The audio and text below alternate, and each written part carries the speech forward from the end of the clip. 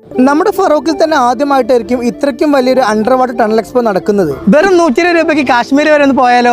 അതേപോലെ തന്നെ കാശ്മീരിന്റെ കാഴ്ചകളെല്ലാം ഒരുക്കിക്കൊണ്ട് ഒരു അടിപൊളി സെക്ഷൻ ഏരിയയും വരുന്നുണ്ട്. കാശ്മീരിലെ തണുപ്പും പൂക്കളുടെ ഭംഗിയൊക്കെ ആസ്വദിച്ച് നമുക്ക് ഒരു മിനി കാശ്മീർ തന്നെ നമുക്കിവിടെ സെറ്റാക്കി വെച്ചിട്ടുണ്ട്. കുട്ടികൾക്കായാലും മുതിർന്നവർക്കായാലും ഒരുപോലെ എൻജോയ് ചെയ്യാൻ പറ്റുന്ന രീതിക്കാണ് എല്ലാം ഇവിടെ സെറ്റ് ചെയ്ത് വെച്ചിട്ടുള്ളത്. കടലിന്റെ അടിത്തട്ടിൽ ജീവിക്കുന്ന ഒരുപാട് നമ്മൾ കണ്ടതും കാണാത്തതുമായ ഒരുപാട് മീനുകൾ നമുക്ക് ഇവിടെ വന്ന് കാണാൻ സാധിക്കും. ഈ വെക്കേഷനിൽ ഫാമിലി ആയിട്ടും ഫ്രണ്ട്സ് ആയിട്ടും വന്ന് അടിച്ചു പൊളിച്ച് എൻജോയ് ചെയ്യാൻ പറ്റുന്ന കിടിലൻ സ്പോട്ടാണ്.